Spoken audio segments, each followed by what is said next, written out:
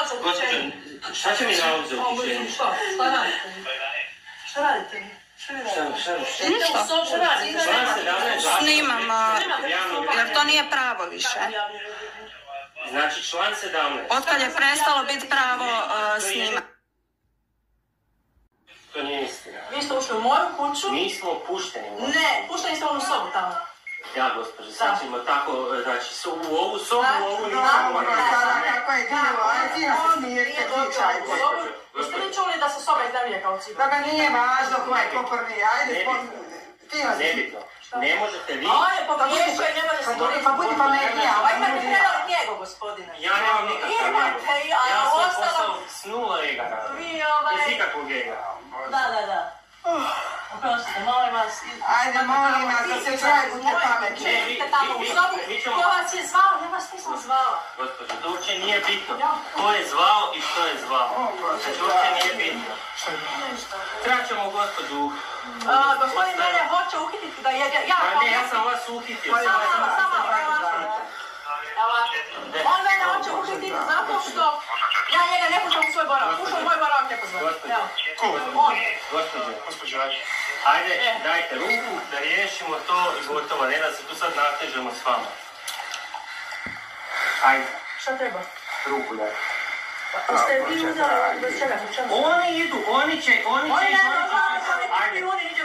Gospođo, Niti veze s nemojte vezom. da vas vučem. Jel vi čujete? Jel vi znate uopće šta radite? Znaju oni jako Šta, recite šta? Gospođo, ajde ruku. Recite šta radite? Dajte ruku. Ne, samo recite šta? Ajde ruku. Loli, ajde, Bože, pomozi. Čekaj, a šta radite? Dajte ruku, gospođo. Bože, daj.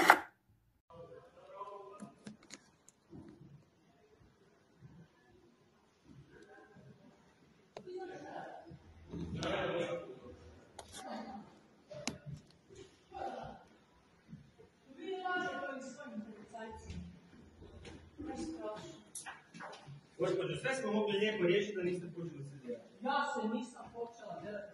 Vi ste se delali u mojoj kući prvi. I moja čekaj se s njom.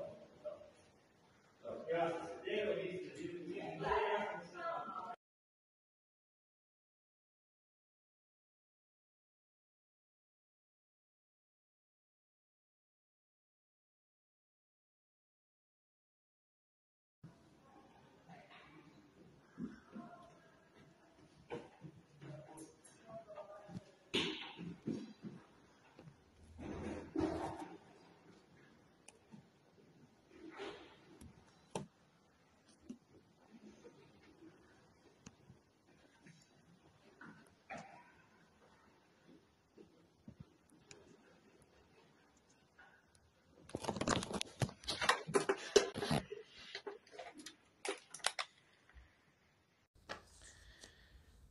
Hrvatski narode, Hrvatice i Hrvati, dragi moji prijatelji, pravašice i pravaši.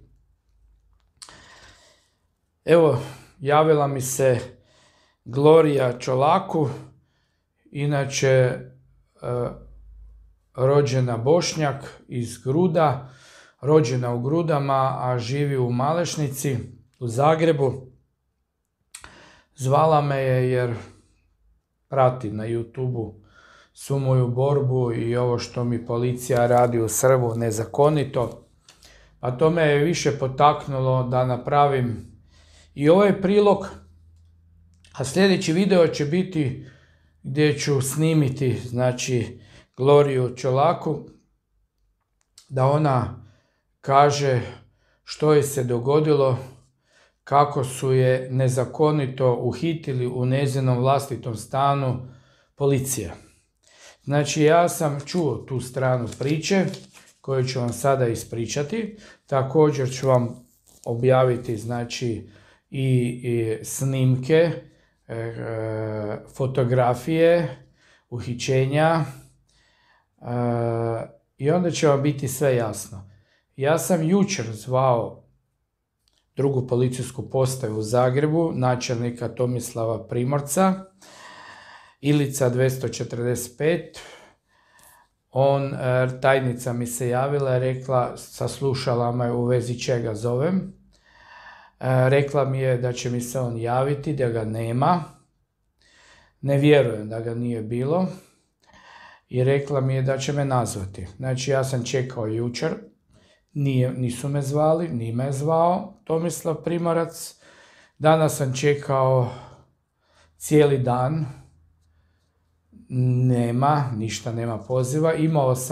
Ja sam 2 puta pokušao zvati, ali zvoni telefon, niko se ne javlja, imaju zabilježeni moj broj mobitela, tako znaju da ja zovem. Znači shvatio sam da mi se Tomislav Primorac ne želi javiti. Evo sada radim ovaj prilog za unutarnju kontrolu MUP-a. Također radim prilog da ravnateljstvo policije vidi što radi nezakonito policija. Znači, ovako ide priča. Znači, Glorija Čolaku je dala oglas da iznajmljuje stan i znači kuhinju sa sobom. Ima dvoetažan stan, znači ona živi gore, a ima jednog stanara dole i još jednog je mogla primiti. I javio se na natječaj, znači na oglas se javio Alen Mitar, inače iz Dubrovnika, i on je 30.9. uplatio 250 eura umjesto 300 eura, jer je on molio da mu ona spusti sa 300 na 250. I znači ima, evo vidjet ćete, ima znači uplaćeno 30.9. Alen Mitar 250 eura. Znači 17.11. on si je našao novi stan u Zagrebu i traži od Glorije Čolaku da mu ona vrati 100 eura. Ona je rekla, nemam ja šta vama vratiti.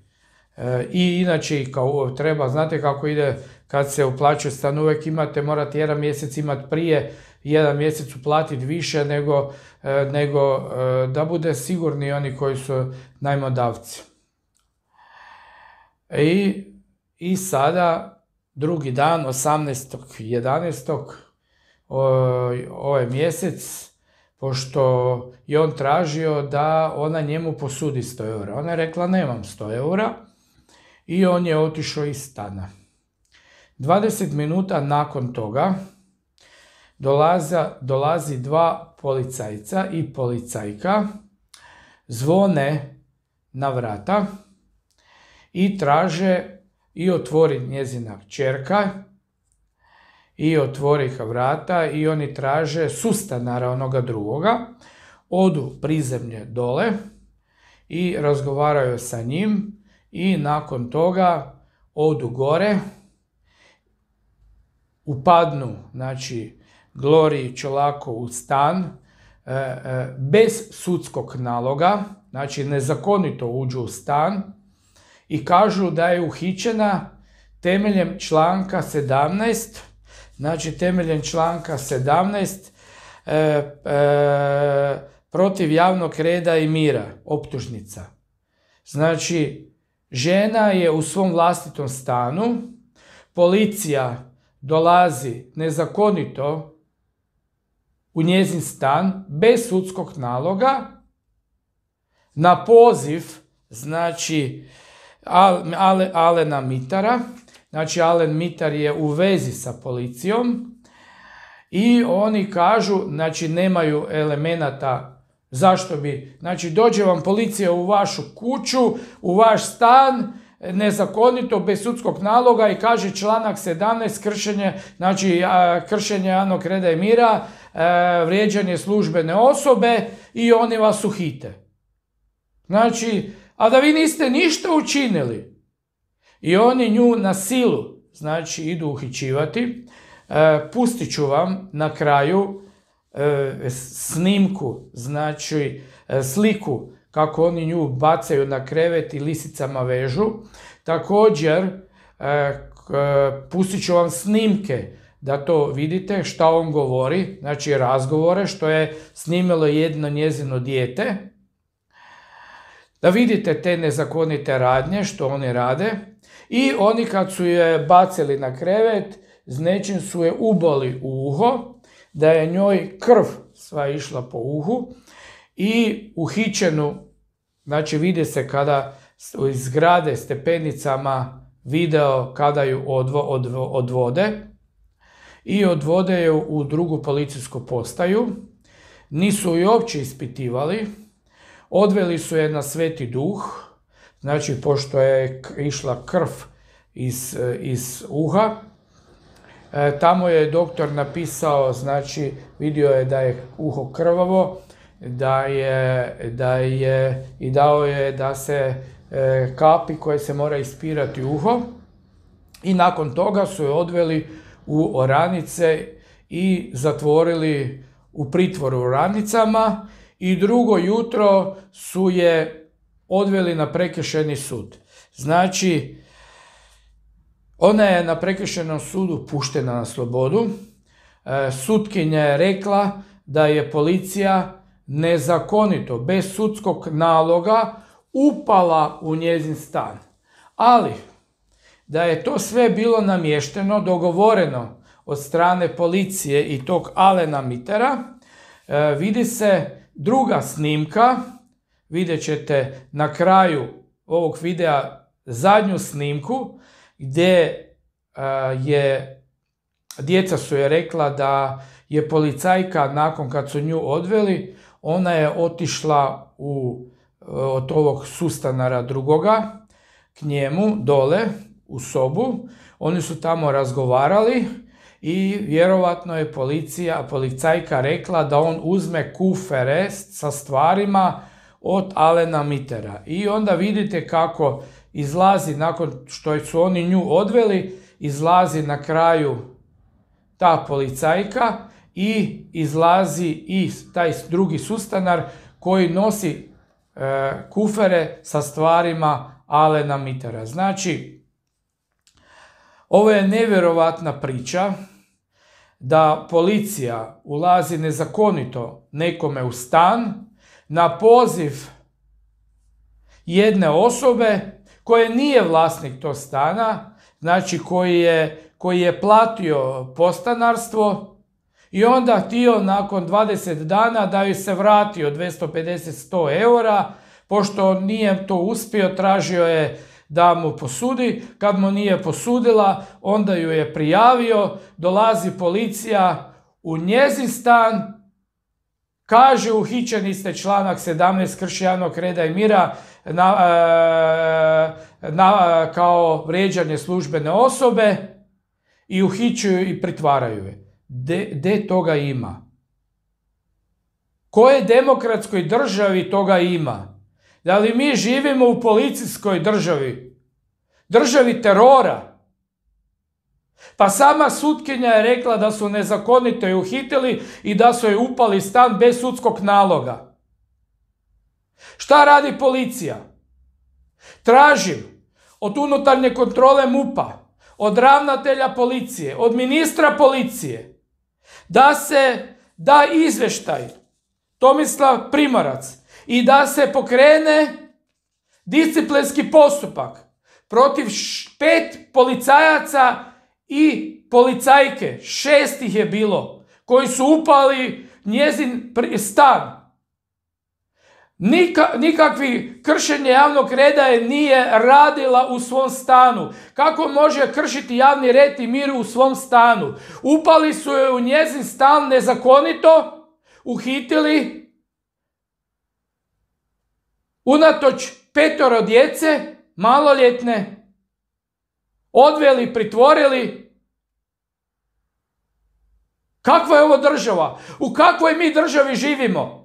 Nismo si mi borili da imamo ovakvu Hrvatsku. Da policija vrši teror. Vidim ja to svake godine u Srbu što mi rade.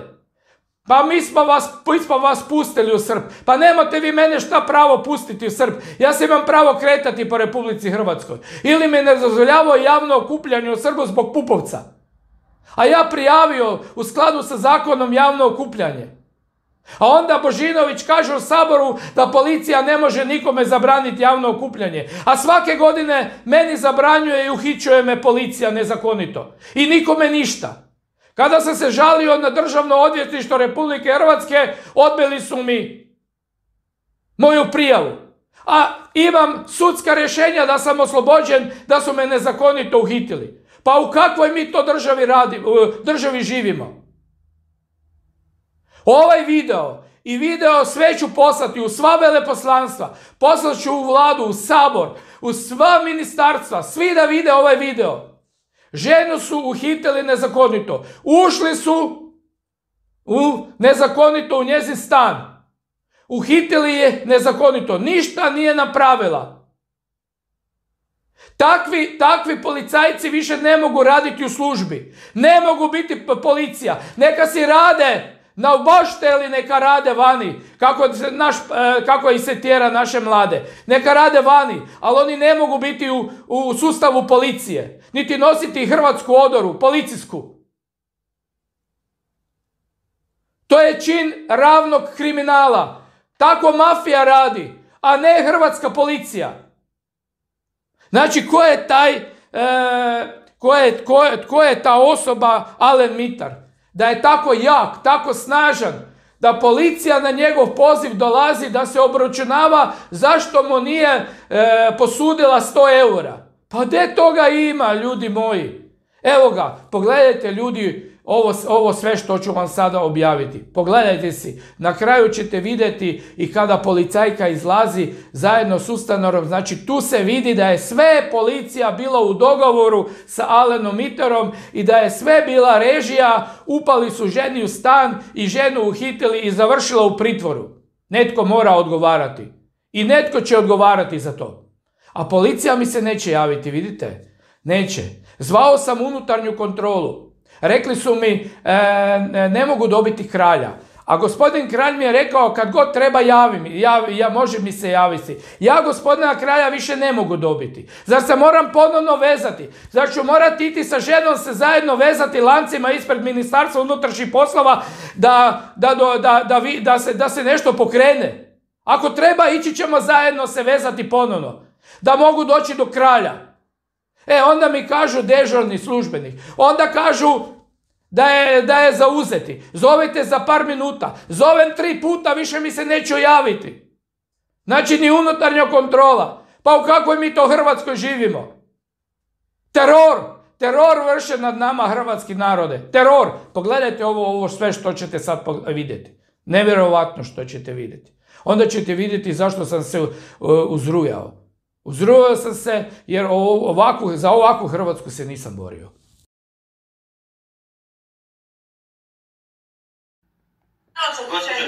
Šta će mi nalog za uhićenje? Šta radite? Snimam, jer to nije pravo više. Znači član 17. Otkad je prestalo biti pravo snimati. To nije istina. Vi ste ušli u moju kuću? Nismo pušteni. Ne, pušteni ste u onu sobu tamo. Ja, gospođo, sad ćemo tako, znači, u ovu sobu, u ovu nisam morala. Kako je divo, aj ti nas smirite, pričajte. Jeste li čuli da se soba iznajmljuje kao cipa? Da ga nije važno ko je ko prvi, ajde, ti nas Nebitno. Ne možete vi... On je pogriješio i ne može se boriti. Pa budi pametnija. Pa imate predali njegu, gospodine. Ja nemam nikakav ego. Imate, a Ja svoj ostalo... posao s 0 ega radim. Vi Bez ikakvog ega. Da. Oprostite, molim vas. Ajde, molim vas, da se čovjek bude pametni. Idite tamo u sobu. Ko vas je zvao? Ja vas nisam zvala. Gospođo, to uopće nije bitno. Ko je zvao i što je zvao. Znači, uopće nije bitno. Trebat ćemo gospođu... Gospodin mene hoće uhititi da je... Pa ne, ja sam vas uhitio. Samo, on mene hoće uhititi zato što ja njega ne pušam u svoj boravak. Ušao u moj boravak ne pozvam. Gospođo, ajde, dajte ruku da riješimo to i gotovo, ne da se tu sad natežemo s vama. Ajde. Šta treba? Ruku dajte. Jeste vi uzeli bez čega? Oni idu, oni će Ajde. Gospođo, Nije veze s nemojte vezom. da vas vučem. Jel vi čujete? Jel vi znate uopće šta radite? Ajmo mi ja. Šta, recite šta?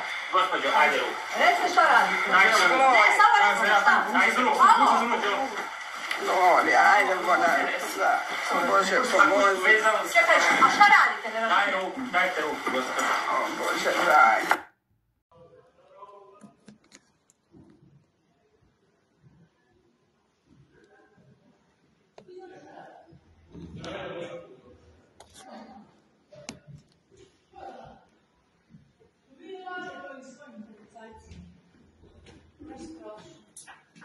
Gospođo, sve smo mogli lijepo riješiti da niste počeli se djelati. Ja se nisam